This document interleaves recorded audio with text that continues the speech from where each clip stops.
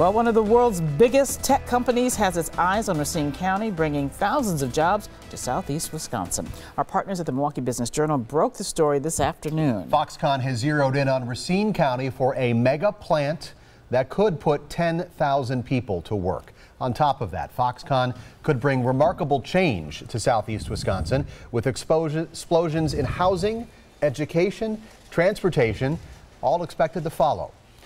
The first steps toward that expected to start tomorrow. We begin our coverage with Tom Durian in Racine. Well, Steve, right behind me here is the possible site here. We are in Racine County off of Interstate 94. This site is just east of the freeway. It's south of Highway 20, north of 11. And business owners here in this area welcome the potential new neighbor. Any traffic in this area that shows our building off is good for us and other companies in the area. Corey Stevens has owned the abandoned haunted house for the better part of a decade. There isn't much around his business but farmland. But that could soon change. There's a lot of land out there that hasn't been spoken for yet. Business Journal reporter Sean Ryan's sources say a Racine area parcel like this one is ready to accept the type of building Foxconn would need. Right now, that's sort of the prime spot, or at least the one where we're hearing the most noise and seeing the most signs of activity, like closed session meetings and different economic development grants being reviewed. This whole area is improving a ton. It's moving in this direction from the north and from the south. Stevens knows that courting such a large company like Foxconn would likely mean tax incentives from the state. The cost of doing business, he says. It might cost us a little bit more money, but in the long run, it's going to make our property values and our business is worth more. And as for that incentives package, Representative Tom Weatherton told the Business Journal that that incentives package could be the biggest in state history, hundreds of millions of dollars. Senator Van Wangard's office told me on the phone today they have not seen that incentive package, but do expect to see one in the next few days. Reporting live in Racine County, Tom Durian, today's TMJ4. Okay, Tom, thank you very much. So any news about Foxconn possibly coming to Wisconsin is expected to come first from the White House. And that is where we find our own Charles Benson, who had an exclusive interview with White House Chief of Staff Reince Priebus. Charles.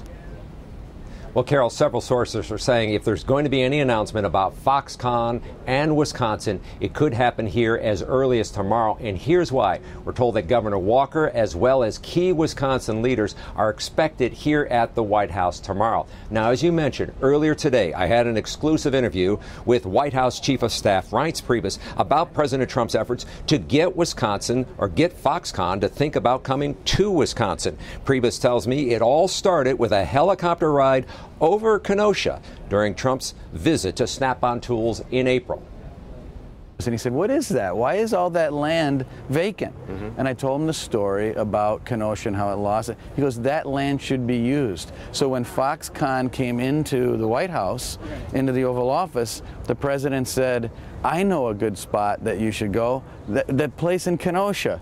And then all of a sudden the conversation started and the governor came on board, and Walker's been doing a lot of work ever since.